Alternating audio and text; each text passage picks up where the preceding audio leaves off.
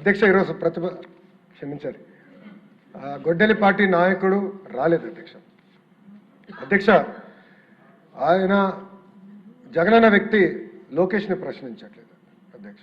జగనన్న వ్యక్తి గౌరవ ముఖ్యమంత్రి చంద్రబాబు నాయుడు గారిని ప్రశ్నించట్లేదు అధ్యక్ష. జగనన్న వ్యక్తి ప్రభుత్వాన్ని ప్రశ్నించట్లేదట అధ్యక్ష. జగనన్న వ్యక్తి అంబేద్కర్ గారిని ప్రశ్నిస్తున్నారు అధ్యక్ష. ఎందుకంటున్నానంటే ఇది అంబేద్కర్ గారు రాజ్యాంగంలో రిజర్వేషన్ విధానం తీసుకొచ్చిన వ్యక్తి, అది మేము పాటిస్తున్నాం. వర్టికల్ హారిజాంటల్ రిజర్వేషన్ పారదర్శకంగా నిర్వహించాల లక్ష్యంతో మేమున్నాం. అంబేద్కర్ గారిని ప్రశ్నిస్తున్నారు అధ్యక్ష గొడ్డలి పార్టీ నాయకుడు అధ్యక్ష. దానికి సమాధానం చెప్పమనండి అధ్యక్ష. ముందు అధ్యక్ష ప్రెస్ మీట్లు ఎందుకు అధ్యక్ష? రమ్మనండి హౌస్కి, ఎందుకు రాలేదైనా? నేను ఛాలెంజ్ చేశాను అధ్యక్ష, ఇది 4వ ఛాలెంజ్, 4వసారి ఛాలెంజ్ చేస్తాను. టైం డేట్ మీరు ఫిక్స్ చేయండి, డిబేట్కి నేను రెడీ.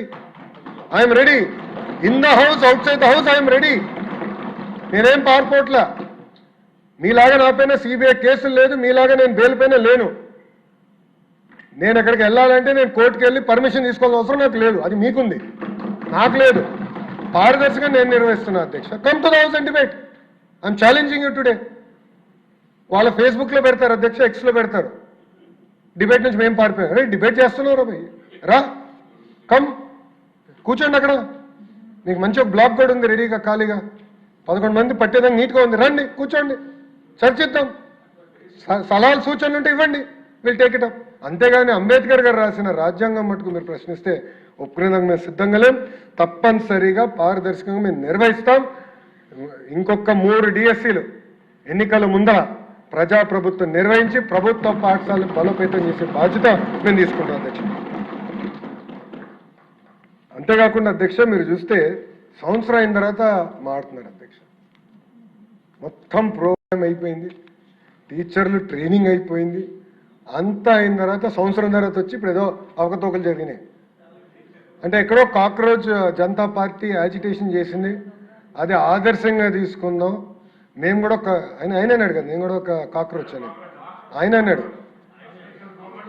ఆయన కాక్రోచ్ అంట. రమ్మనండి, రమ్మని చెప్పండి హౌస్కి, వీఆర్ రెడీ టు డిబేట్.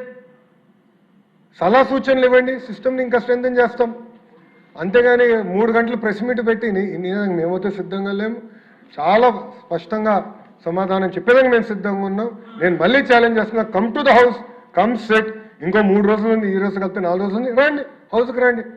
ఆయన ఇంకా బెంగళూరులో ఉన్నట్టున్నాడు అధ్యక్ష, ఇంకా వచ్చినట్లేడు తాడేపల్లికి, ఇంకా బెంగళూరులోనే ఉన్నాడు ఆయన. మళ్ళీ ప్రత్యేక విమానం తీసుకుని రావాలి, ఆయన వస్తే వీఆర్ రెడీ టు ఆన్సర్ అధ్యక్ష. దాంట్లో ఎలాంటి సందేహం లేదు అధ్యక్ష. అధ్యక్ష గౌరవ సభ్యులకు విషయం కూడా తెలుసుకోవాలి అధ్యక్ష.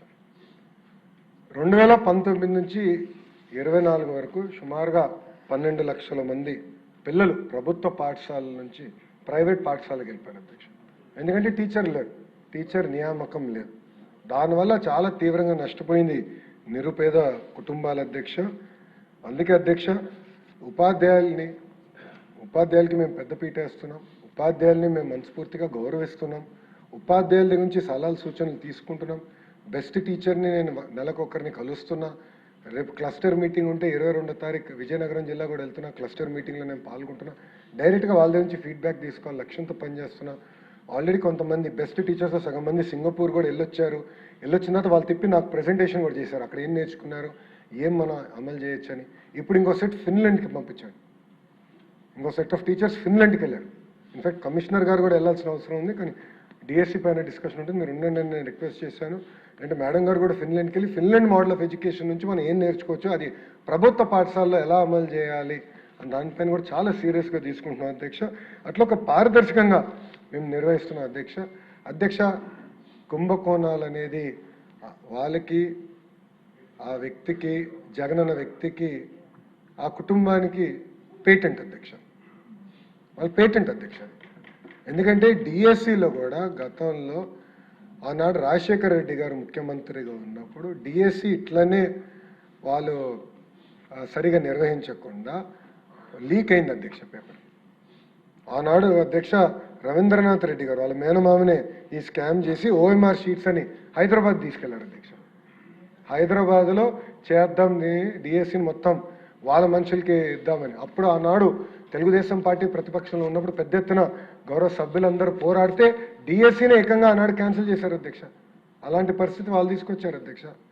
అది వాళ్ళకి పేటెంట్ అధ్యక్ష. 1,80,000 మంది టీచర్ పోస్టులు భర్తీ చేసిన పేటెంట్ తెలుగుదేశం పార్టీ అధ్యక్ష. డిఎస్సీ మా పేటెంట్. పారదర్శకంగా నిర్వహిస్తాం. ముందు ఇది కూడా తీసుకెళ్తాం అధ్యక్ష. ఇది నా కమిట్మెంట్ అధ్యక్ష. యువతకి నేను కమిట్మెంట్ ఇస్తున్నాను. ఎందుకంటే పాదయాత్రలో వాళ్ళు కలిసా, వాళ్ళ ఆస్పిరేషన్స్ నేను నేరుగా తెలుసుకున్నా.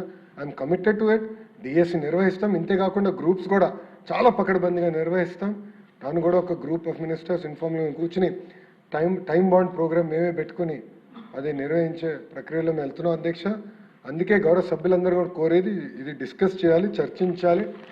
మీరు కూడా తిరిగి నియోజకవర్గం వెళ్ళినప్పుడు దయచేసి మనం నిర్వహించిన డిఎస్సీ ద్వారా వచ్చిన టీచర్స్ని కూడా కలవండి. ఎందుకంటే నిజంగానే వాళ్ళని కలిస్తే మనకు కొండంత బలం, ధైర్యం వస్తుంది. అంటే ఎలాంటి బ్యాక్గ్రౌండ్ నుంచి వచ్చిన వారు వాళ్ళు ఈరోజు టీచర్ అయ్యి పారదర్శకంగా నిలబడి వాళ్ళు మాడుతుంటే నాకే ఆశ్చర్యం ఉంది. ఎంత పర్ఫెక్ట్గా సమాధానం చెప్తున్నారంటే గొడ్డలి పార్టీకి, గొడ్డలి పార్టీ నాయకుడికి బహుశా మనం కూడా సభ్యులుగా చెప్పలేకపోతున్నాం. అంత నీట్గా సమాధానం చెప్తున్నారు అధ్యక్ష. అందుకే సెషన్ అయిందా, దయచేసి వెళ్ళండి. మీరు కూడా మీ నియోజకవర్గాల్లో ఈ డిఎస్సీ ద్వారా వచ్చిన టీచర్ని కలిస్తే మీకు కూడా చాలా ఐడియాలు వస్తాయి. మీరు కూడా వాళ్ళతో సంప్రదింపులు చేసిన తర్వాత సిస్టమ్ని ఇంకా ఫర్దర్గా ఇంకా ఎలా ఫైన్ ట్యూన్ చేయాలి, ఇంకా పకడ్బందీగా ఎలా చేయాలి దానిపైన కూడా మీరు సలహా సూచనలు ఇవ్వండి. నేను కూడా మొన్న రివ్యూ చేసినప్పుడు డిపార్ట్మెంట్ చెప్పాను. ఎట్లయితే టీచర్ ట్రాన్స్ఫర్ యాక్ట్ తీసుకొచ్చాము, టీచర్ రిక్రూట్మెంట్ కూడా బహుశా ఒక బలమైన యాక్ట్ తీసుకొచ్చి ఈ ప్రాసెస్ మొత్తం టైట్ చేస్తే శాశ్వతంగా ఈ మెకానిజం ఉండాలి. సో రేపు ఎందుకంటే మంత్రిగా నేను శాశ్వతం కాదు అది, సరే వేరే వాళ్ళు వస్తారు మంత్రి, కానీ వ్యవస్థ శాశ్వతం. Education department is permanent. వ్యవస్థ శాశ్వతంగా ఉండాలన్నప్పుడు 100 సంవత్సరాలు ఈ వ్యవస్థ ముందరికి వెళ్ళాలంటే మెకానిజం కూడా బలోపేతం చేయాల్సిన అవసరం ఉంది అధ్యక్ష. అందుకే మేము అది కూడా డిస్కస్ చేస్తున్నాం. టీచర్ ట్రాన్స్ఫర్ యాక్ట్ ఎట్లయితే చేసాం అదేవిధంగా టీచర్ రిక్రూట్మెంట్ కూడా ఒక అద్భుతమైన యాక్ట్ తీసుకొస్తే బాగుంటుందని కూడా మేము చర్చిస్తున్నాం అధ్యక్ష. కానీ ఏది ఏమైనా పారదర్శకంగా డిఎస్సీ నిర్వహించాం. రాబోయే 3 ఎన్నికల ముందర రాబోయే 3 డిఎస్సీలు కూడా పారదర్శకంగా నిర్వహించి యువతకి ఉద్యోగాలు, ఉపాధి కల్పిస్తాం. అంతేకాకుండా ప్రభుత్వ పాఠశాలలు బలోపేతం చేస్తాం అధ్యక్ష. ఇదే హౌస్లో ఇదే సీట్లో నేను ఆనాడు హామీ ఇచ్చాను. అందరూ చూస్తూ ఉంటారు, త్వరలో వస్తుంది ప్రభుత్వ పాఠశాలల్లో నో అడ్మిషన్స్, ఫుల్ ఉంటుందని ఆనాడు నేను హామీ ఇచ్చాను అధ్యక్ష. ఈరోజు నేను గర్వంగా చెప్తున్నాను అధ్యక్ష. 1,10,000 మంది పిల్లలు ప్రైవేట్ స్కూల్ నుంచి ప్రభుత్వ పాఠశాలలకు ఈ సంవత్సరం అడ్మిషన్ తీసుకున్నారు అధ్యక్ష. అది ప్రజాప్రభుత్వానికి ఉన్న చిత్తశుద్ధి అధ్యక్ష. మా నియోజకవర్గం మంగళగిరి నియోజకవర్గంలో నిడమరు స్కూల్ని నేను స్వయంగా దత్తత తీసుకున్నాను అధ్యక్ష. ఒక ఇంటర్నేషనల్ స్కూల్ ఏర్పాటు చేయాలని నిర్ణయం తీసుకుని కరికులం మొత్తం రీవ్యామ్ చేసాం, స్కూల్ ఇన్ఫ్రాస్ట్రక్చర్ రీవ్యామ్ చేసాం అధ్యక్ష. ఏదో కార్యక్రమానికి మంగళగిరికి వెళ్ళారు అధ్యక్ష. ఒక తల్లి వచ్చి నాతో గొడవ పెట్టుకున్నది, గట్టిగా అరుస్తుంది అధ్యక్ష. నాకు పాప ఉంది, పాపకి అడ్మిషన్ కావాలి. జనరల్గా ఏమనుకున్నానంటే ఏదో ప్రైవేట్ స్కూల్లో ఇక్కడ అడ్మిషన్ కావాలంటుందని. లేదు, నిడమరులో కావాలి అడ్మిషన్, నువ్వు ఫోన్ చేసి చెప్పే హెచ్ఎంకి ఇస్తుంది కదా అని. అయినా తల్లి హెచ్ఎం గారు నేను చెప్పిన ఎందు మేడం గారు చాలా స్ట్రిక్ట్ మేడం, ఎగ్జామ్ రాయాల్సిందే మీ పాప. నిడమరు స్కూల్కి ఎగ్జామ్స్ పెడుతున్నారు అధ్యక్ష. ప్రభుత్వ పాఠశాలలోకి పిల్లలు తీసుకున్నా ఎగ్జామ్స్ నిర్వహిస్తున్నారు అధ్యక్ష. చాలామంది నియోజకవర్గాలు మారి మా నియోజకవర్గానికి వచ్చి ఈరోజు ఆధార్ ఇక్కడిది పెట్టుకుని అప్లై చేస్తున్నారు అధ్యక్ష అడ్మిషన్. ఇది అమెరికాలో చూసేవాళ్ళు అధ్యక్ష. School district concept. ఒక మంచి స్కూల్ ఉన్న డిస్ట్రిక్ట్ ఉంటే తల్లిదండ్రులు ఆ డిస్ట్రిక్ట్కి వెళ్తారు, అంటే ఆ ఏరియాకి వెళ్ళి ఉంటారు అధ్యక్ష. అది స్కూల్ డిస్ట్రిక్ట్ కాన్సెప్ట్. ఆ కాన్సెప్ట్ ఇప్పుడు కనపడుతుంది అధ్యక్ష. గౌరవ మంత్రి గారు నారాయణ గారు కూడా ఇట్లానే 2 స్కూల్స్ దత్తత తీసుకున్నారు, అద్భుతంగా చేశారు. గంటా శ్రీనివాసరావు గారు ఒక స్కూల్ దత్తత తీసుకున్నారు, అద్భుతంగా చేశారు అధ్యక్ష. మీరు కూడా అనేక స్కూల్స్లో కంప్యూటర్ ల్యాబ్స్ మీరు ఏర్పాటు చేశారు. ఇక్కడున్న గౌరవ సభ్యులందరూ కూడా చాలా అద్భుతంగా సొంతంగా దత్తత తీసుకుని స్కూల్స్ని ఒక ప్యాషన్గా స్కూల్స్ అన్ని తయారు చేస్తున్నారు అధ్యక్ష. నా లక్ష్యం ఒకటే, అన్ని ప్రభుత్వ పాఠశాల ప్రైమరీ అవ్వచ్చు, హై స్కూల్ అవ్వచ్చు, ఏ రోజైతే అన్ని ప్రభుత్వ పాఠశాలలో నో అడ్మిషన్స్ హౌస్ఫుల్ అని బోర్డు ఉంటుందో ఆ రోజు I believe have done justice to school education system in the state of Andhra Pradesh అధ్యక్ష. సో ఒక పట్టుదల, ఒక కమిట్మెంట్తో విద్యా వ్యవస్థను నేను ముందలు తీసుకెళ్తున్నా అధ్యక్ష. అది డిఎస్సి కూడా అదే విధానంగా తీసుకెళ్తాను అధ్యక్ష. ఎలాంటి లోటుపాట్లు లేవు, ఉండబోవు కూడా.